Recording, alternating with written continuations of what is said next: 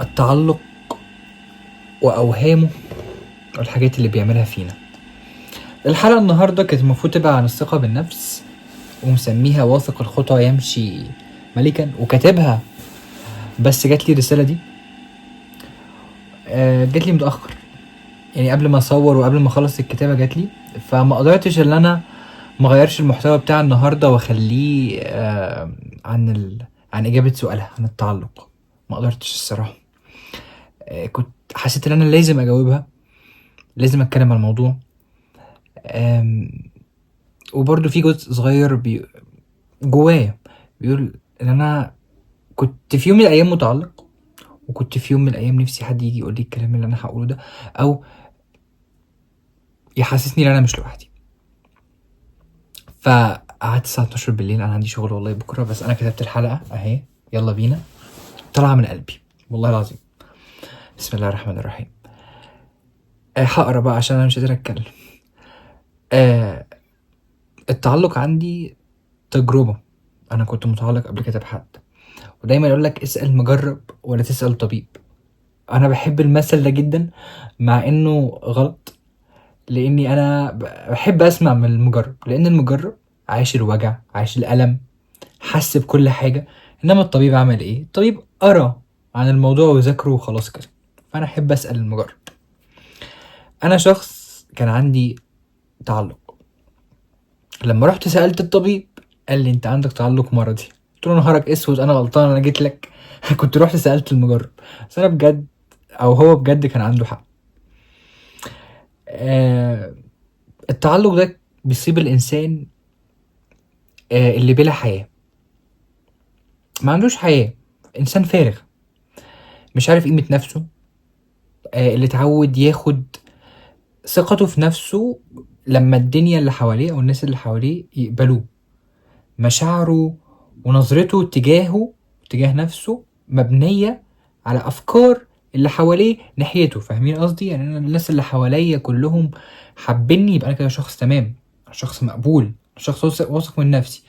ما قبلونيش مش حابيني او شايفين ان في حاجه غلط، او انا عملت حاجه مش عاجباهم او مش داخله دماغهم، لا انا وحش، انا ما عنديش ثقه بنفسي، انا انسان مش مقبول، انا بكره نفسي.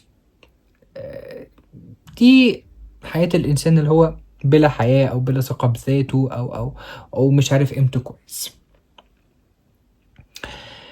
الحب اذا تخلله التعلق فسد، واصبح نقمه وجرثومه لكل حاجه حلوه.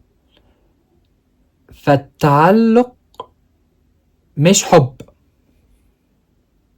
الشخص المتعلق ده بيبقى عامل زي الناموسة اللي بيتغذى على الإنسان اللي متعلق بيه، ومن غير الإنسان هتعمل إيه؟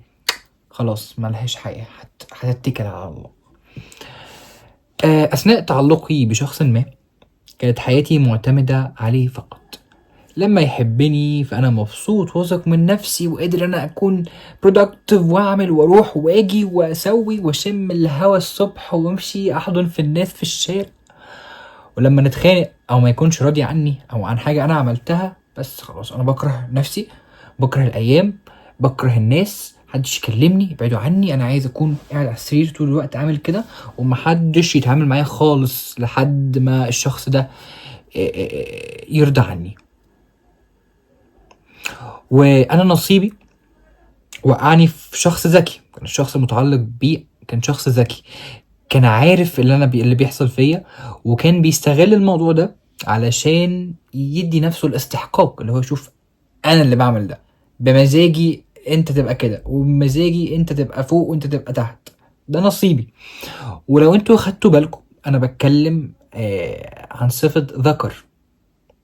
أنا بتكلم عن شخص عمل سوى راح،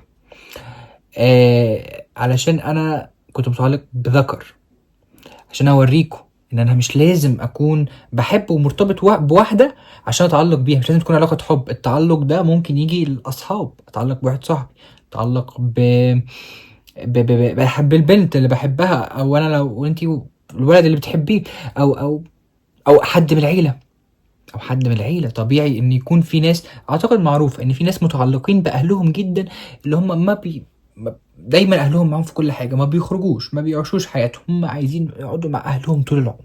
طبيعي، دي اكيد معروفة وحواليكم ناس كده. زي ما قلت لكم المتعلق بيتغذى على اي حاجة واي حد، فما تقوليش بقى لازم احب ولازم البنت دي ولازم الولد ده ومرتبطين كده وبنكلم بعض كل يوم لا، بتحصل بس مش لازم.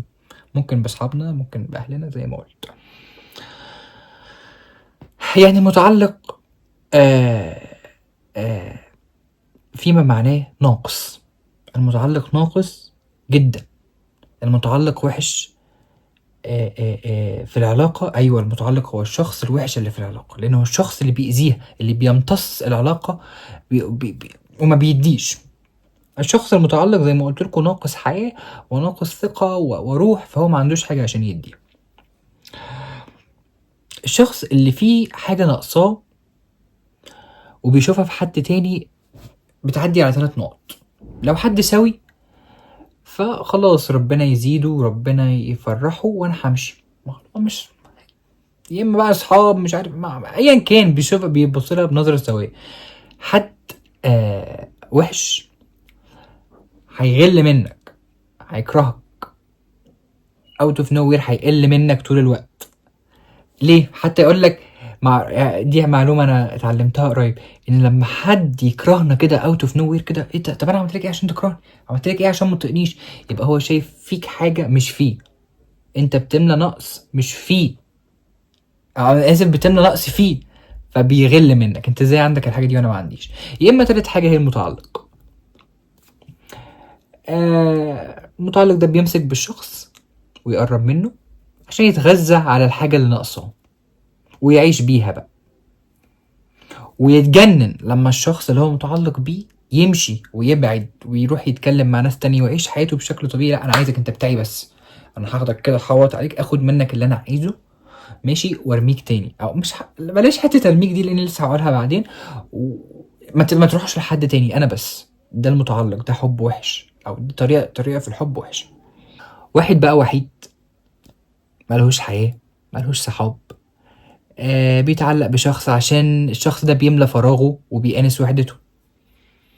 واحد تاني مش واثق من نفسه، مش عارف قيمته، شايف نفسه قليل، فيروح يتعلق بحد عشان الحد ده بيديله كلمتين حلوين، بيشوفه بيسمعه، فانا هتعلق بيك. فاهم قصدي؟ عايزكم تركزوا في كلامي، حاجة عشان حاجة. هو انا باخد، المتعلق بياخد ما بيديش. واحدة بنت محدش حبها وهي صغيرة، ودي كتيرة بتحصل، محدش حبها وهي صغيرة، اهلها كانوا مش الطف حاجة، ولد جه انتي اجمل بنت في الدنيا، انا خلاص اتعلقت بيه عشان ده حاجة هي ناقصاها. هو ده التعلق او المتعلق بشكل عام. انا كلامي قاسي، كلامي قاسي، بس هو بيوجعني انا قبل ما يوجع اي حد، لان في وسط كل كام مثال انا بذكره، فانا انا واحد من الامثله دي. في كل بصه ببصها بعيد، او في كل نفس اللي هو واقعد اهدى كده وافكر، فانا بفتكر حاجه انا مريت بيها وبفتكر شعور انا عديت بيه. بس انا لازم اكون كده، لازم اعرفكم الحقيقه. truth hurts but بتغير كل حاجه من عندها. اول ما نعرف الحقيقه بنتوجع، ومنها بقى بنبدا نغير كل حاجه. معلش الموتور. انا ليه بقول لكم الكلام ده؟ انا عايز اتعود ابص على الكاميرا علشان نعرف المشكله من جذرها ونحلها. لان المتعلق مش بيتعالج من ان هو يسيب الشخص المتعلق بيه. انا متعلق بالانسان ده، فانا لو سبته خلاص كده انا تمام. لا حبيبي، لا يا بابا، المتعلق بينط من شخص للتاني زي القرد، بيمسك من غصن لغصن ويمشي على الاشجار كده، على الاشجار، فما بتخلصش ما بتخلصش. ودي جابت السؤال بتاع هو انا ليه بقع في نفس الناس؟ ليه بقع في نفس الاغلاط؟ ليه بيطلع في طريقي الناس الوحشه كل مره ويطلع الناس هي الوحشه، مع ان انا الوحش، مع انا اللي بدور على الحاجه اللي ناقصاني، انا جوايا نقص بدور عليه في الناس. فالناس مش هيتغيروا، قصدي الناس هيتغيروا اشكالهم، بس النقص بتاعي هيفضل زي ما هو. فبالتالي هتارجت الناس اللي بيملوا النقص ده ويأذوني ويزعلوني، وارجع اتضايق في الاخر واطلعهم هم الغلطانين، بس انا اللي غلطان، انا اللي رايح لهم برجلي. you got what I mean؟ فطبيعي هنكرر نفس التجربه كل مره، نفس الغلطه كل مره. عشان نحل الموضوع ده لازم نفوق، ولازم نعرف احنا بنحب الشخص اللي معانا ولا متعلقين بيه. نشوف نفسنا كده، بندي للشخص ده ولا بناخد منه بس. بنشوف نفسنا متقبلين فكرة ان الشخص يروح ويكون عنده حياة ويعيش دنيته، ولا احنا عايزينه لينا احنا بس متملكينه ومش قابلين ان هو يتعرف على حد ولا يكلم حد. لا، انت بتاعنا لوحدي. التملك جزء من التعلق. بنشوف نفسنا احنا عاملين ازاي والشخص ده مش موجود. هل احنا تمام عايشين حياتنا واثقين من نفسنا، ولا محتاجين يكون موجود علشان دايما نكون في احسن حالة، عشان دايما نكون واثقين من نفسنا، عشان دايما نحس ان احنا مقبولين؟ فاهمين قصدي؟ طب هو مش موجود، انا تمام ولا انا زعلان ومتضايق ومش حابب حد؟ زي المثال اللي ذكرته في فوق. اول ما فوق، انا قصدي في اول الحلقه عشان انا كاتب سكريبت، معلش، فانا شايفه فوق بس هو اول الحلقه. عندكم انتوا اول الحلقه، عندنا فوق. نرجع نكمل الموضوع. في حاجه بتحصل لي وانا متعلق خلتني اعرف ان انا متعلق بالانسان ده مش بحبه. انا مثالي، انا ونقصي انا كانت الوحده وعدم الثقه في النفس. كنت وحيد، ما كانش عندي صحاب من النوع اللي انا بحبه. الصحاب اللي انا كنت عايزهم هم الصحاب القريبين جدا. كان عندي علاقات بس انا كنت عايز حد قريب مني اثق فيه، اخرج معاه، احكي له، اكون على طبيعتي معاه، صاحب قريب، بيست فريند. ما كانش عندي ده في الفتره من الفترات من حياتي، فكان هو ده النقص بتاعي، وكان هذا الشخص بيملاه. فعرفت ازاي ان انا متعلق بالشخص ده مش بحبه. ربنا كان بيمن عليا بنعمه لطيفه قوي، وان هي كل فتره كل فتره دي اللي هي كل سنه بيجمعني باصدقاء الطفوله اللي هم اقرب ناس ليا. بنقعد مع بعض اسبوع 10 ايام في السنه.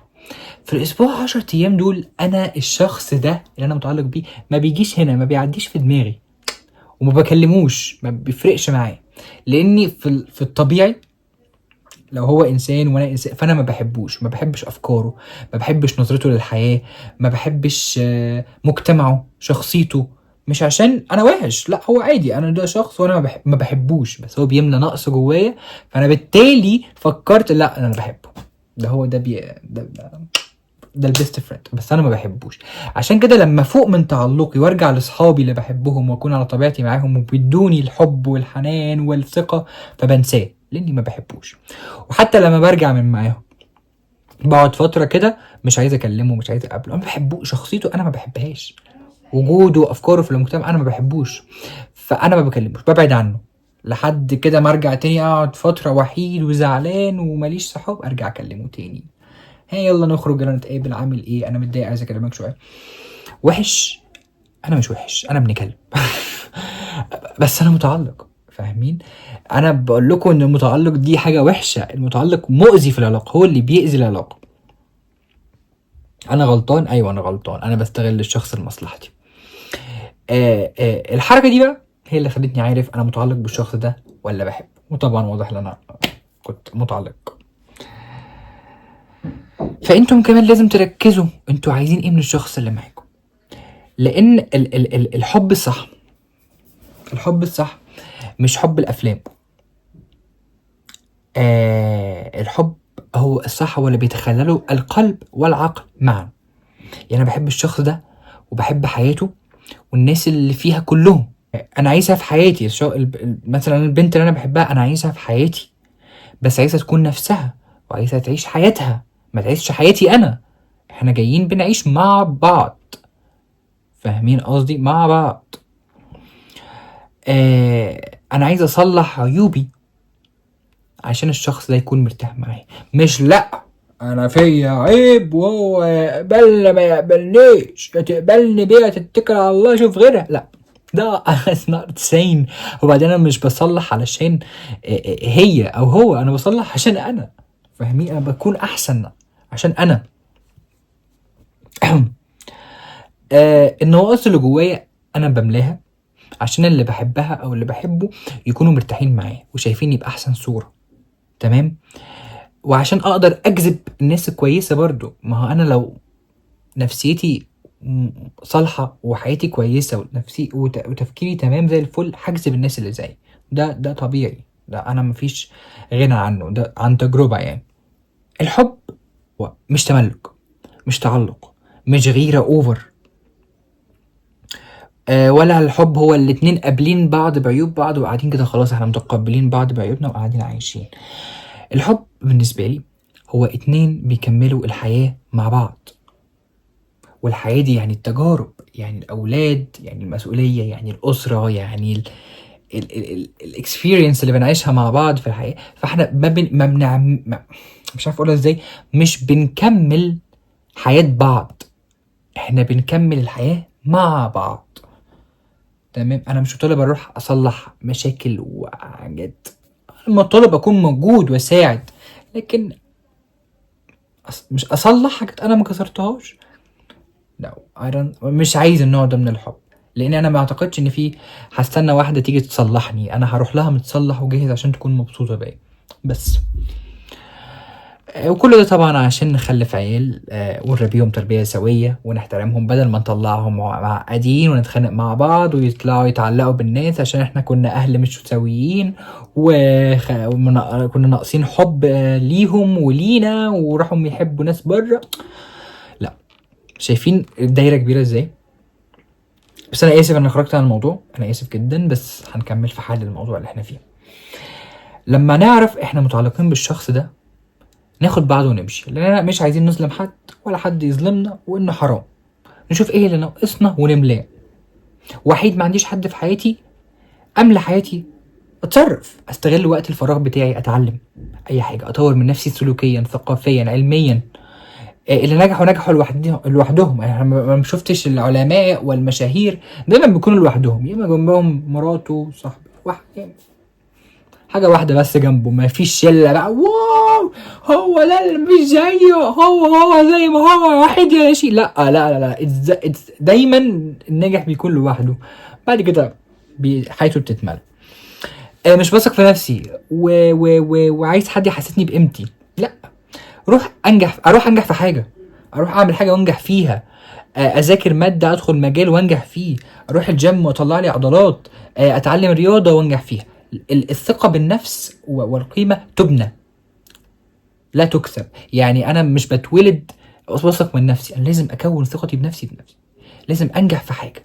حتى يقول لك ايه، لما واحد يروح الجيم كام شهر، 3 4 شهور، شخصيته تتغير مع الجيم، ثقته بنفسه بتزيد. البنت لما تحافظ على جسمها وتبقى كويس برضو شخصيتها بتبقى واثقه من نفسها.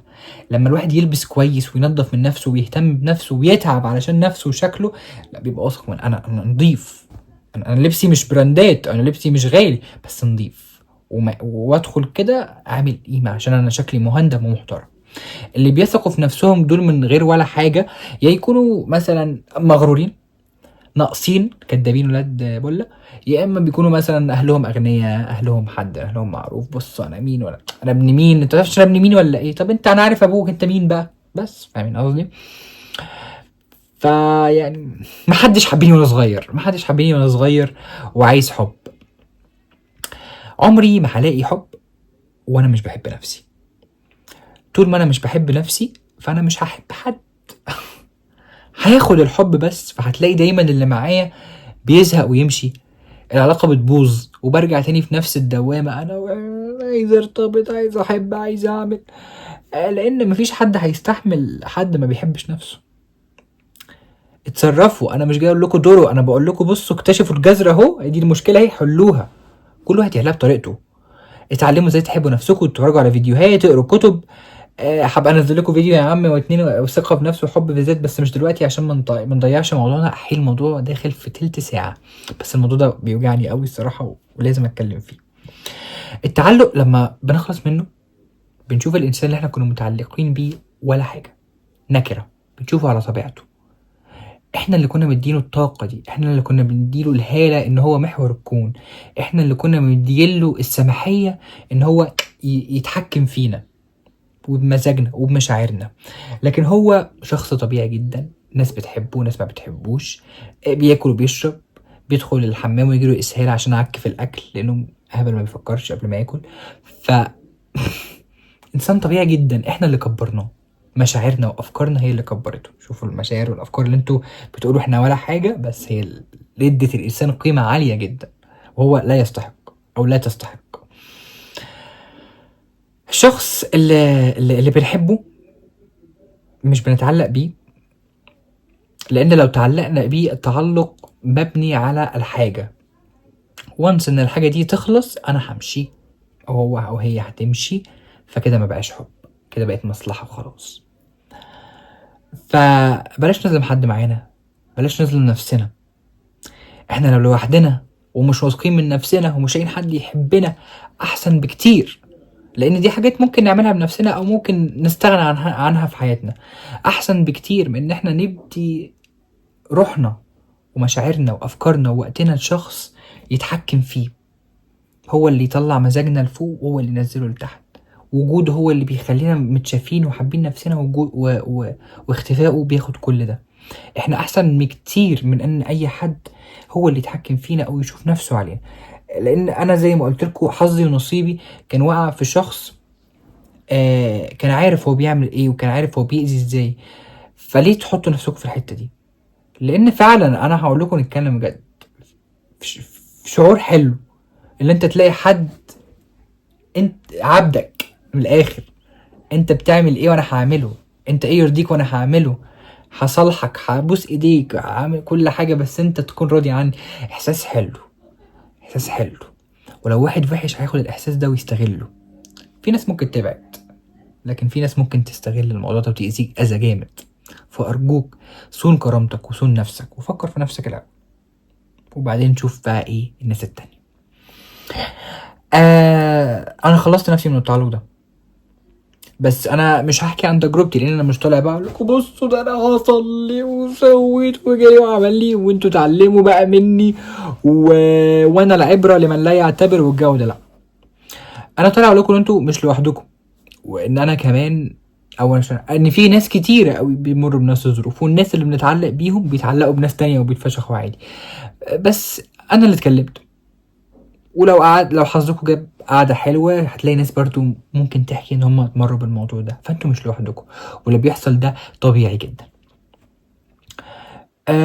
انا لو اقدر اقول حاجة واحدة عن تجربتي، ان انا مشاعري، افكاري، قراراتي، حياتي بقت بتاعتي انا بس. ولو عايز اخد مشورة حد بستشير واعمل اللي انا عايزه.